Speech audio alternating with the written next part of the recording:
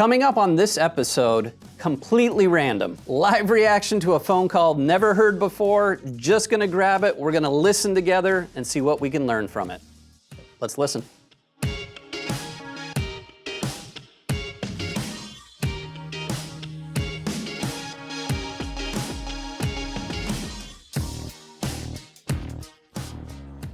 We're back with another great episode of Listening In. I hope. Why do I hope? Because what we're going to be doing today is getting back to listening to a phone call. However, I must say that how we go about that will be completely different than anything we've done before. What we're going to do is, using our call disposition reports, we're able to filter down to specific phone calls. And what the disposition report is a system that uses both human interaction, artificial intelligence, to listen to phone calls and then put it in buckets or categories based on what happened in that phone call. So pretty helpful when coaching recruiters, when listening to calls yourself, so that you can see trends and patterns, which we talk about a lot, in the calls that are happening. Because we rely a lot on the statuses we put into our ATS systems for leads that come in. How well does that match up against the phone calls? So this is one way that we can look into that. So what we're gonna do is, I'm just gonna grab a random phone call and we're just gonna listen together and just do live, real-time reactions to this call, and then share thoughts as we go along. So could be interesting. Could be a phenomenal call, could be a terrible call, but if it's like a lot of the calls that are out there, it's probably a little bit of both. Some good things, some things we can learn from. So let's grab one at random here and we'll see what happens. All right.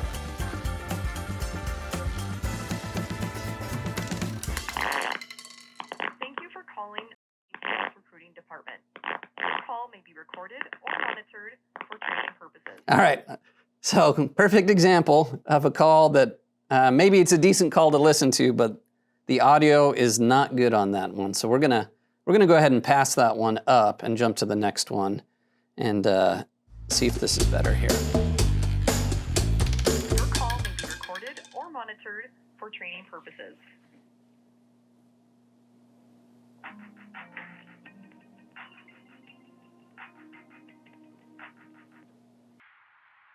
Recruiting, this is George. Hey George, this is Emmett Brown. How are you doing? Hey Emmett, what's going on? I just wanted to find out a little bit about your lease purchase programs that you have. Sure. I'm looking to possibly dive back into it. I just loaned a 2023 Kenworth and kind of got out of the owner-operator deal. Because you got to deal with the brokers yourself and you got to be on broker boards, and it just, it wasn't. I had another driver that would drive for me when I was out of the truck, and that all worked out good for me, but just trying to stay on top of loads. I think sometimes it's easier to deal with a company that's got dispatchers and you can build them one-to-one, you know? Yeah, most definitely. So Emmett, yeah, hold on 1 second. Looks like we got you over with another recruiter, Marty. So I'm going to get you over to him, and he'll definitely be able to walk you through everything you're talking about. So I really appreciate you calling, and I'm going to get you right over to Marty. All right, so I thought that was handled pretty well by the recruiter. It's always tough, and we've talked about it before, but that pass off, you know, where somebody's calling in, it looks like, you know, another recruiter should be working with them, and so you've got to make that handoff. So we'll see what that handoff looks like here. Maybe it's smooth. Maybe the person ends up being on hold for 2 minutes or however long, I don't know. But I thought the recruiter did a decent job of listening to the driver. Now, obviously I started to think, gosh, there's a ton of follow-up questions I have already for this driver. Why isn't he asking follow-up questions? But it makes sense if there's another recruiter that needs to be working with this individual. You know, maybe it's somebody specific to lease purchase or whatever. So let's see how this transition goes, because it is an area that we see a lot of drivers drop off where that handoff isn't smooth. So let's see how it goes. Okay, yeah, okay. Thank you. Lawyer Recruiting, this is Marty. That was amazing. That was good. It was like, what, a couple seconds, got it right over, the recruiter picked up. Don't see that happen all that often, so pretty neat. Maybe these guys actually sit across from each other, who knows? But either way, was not on hold very long, so nice job. Who am I speaking with? Hey, Marty, Emmett Brown. How are you doing, sir? Good, how are you? I'm doing good. Thank you for asking. I'm inquiring about your lease purchase on the site. Now, one thing too that I think could make this an even better experience is during that transfer, a warm handoff. That gives the first recruiter an opportunity to introduce the driver. And that's a much cleaner experience. Hey, I've got so-and-so on the phone. He was just telling me how he recently sold his truck. That way the driver doesn't feel like they have to recap the story again to someone else. You're able to give the quick 10, 15-second version of what you've learned so far and probably make the driver feel good, like, hey, this person actually listened to me and they were able to recap the things that I've already told them. Someone transferred me to you. I guess you were my recruiter that they assigned to me. See, and didn't know that was coming up, but perfect example of why that warm handoff would have been a better experience. Because just then and there, the driver's like, somebody transferred me, I don't really know why. Because the recruiter didn't really explain that part either of, hey, I've got to get you over to so-and-so because they're the expert in that lane or in that space, and they're going to be able to answer all your questions. But some quick explanation that makes the driver feel like, oh, I wasn't just getting passed off. And I wanted to find out, I guess you guys came up highly rated online on Google. You know, I just sold a 2023 Kenworth. I was doing my own local boards and stuff, and I about had enough of all that. Sometimes I think it's easier to deal with recruiters.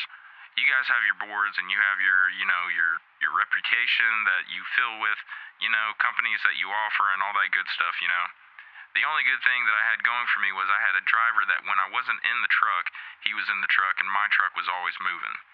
So I'm kind of looking for a company that driver can get qualified with, wherever I do a lease purchase with, if the company has any stipulations about trucks for a week. Can I keep that truck still rolling? Somebody that works for me and I pay them? Well, unfortunately, we don't do that. Okay. Every lease on the truck has to be the driver of the truck. And then... So I think the recruiter so far has done a good job of being patient and listening. And I'm sure the driver appreciates the fact that while he mentioned, hey, this would be nice if we could do this thing, that right up front, the recruiter was, hey, I hear what you're saying. We actually don't have that type of program. That's good. I mean, why lead the driver down this road if he knows that's what he wants and you don't offer it? Explaining that way the driver knows, hey, should we continue this conversation or is that a deal breaker for the individual? Did you say you live in North Carolina, right? I do. Okay, unfortunately in North Carolina, I can't do any leases due to the state's workman's comp laws. Really? Yep, we only offer company positions out there. Oh, no kidding. Wow. That's a first. Is that far, few, and between for companies that don't do business out of North Carolina for lease purchases, or? Well, there's a lot of companies that don't do it. There are some that will do it, and they allow ghost policies, which is the reason we don't allow it, because you're not actually covered underneath the workman's comp, and it changes the risk and everything on there. So there's some companies that don't care, and they'll just let you do it. I'm not sure who right now, but yeah, most of the big carriers that I know of, they won't allow leases out of North Carolina. Yeah, North Carolina, they get shaky. I mean, I'm just trying to follow my stuff. Like, construction has slowed way down, and I'm trying to go back, and as a flight instructor, nobody has money to pay for that. And then, I got my general contractor's license, and I got burned about 3.5 months ago on a job. Guy got me for about $27,000. So I'm a little leery about that. just the way our economy is. So I think the best thing to do is just keep the wheels rolling on the truck, you know? And at least, you know, you're gonna have that paycheck every week. So, you know, luckily for me, the house is paid for. Everything is, you know, I'm pretty well financially set, but you still need to have that income coming in. So, but I appreciate you taking the time, and thank you so much. Yeah, thank you. All right. So once again, kind of a randomly selected call here.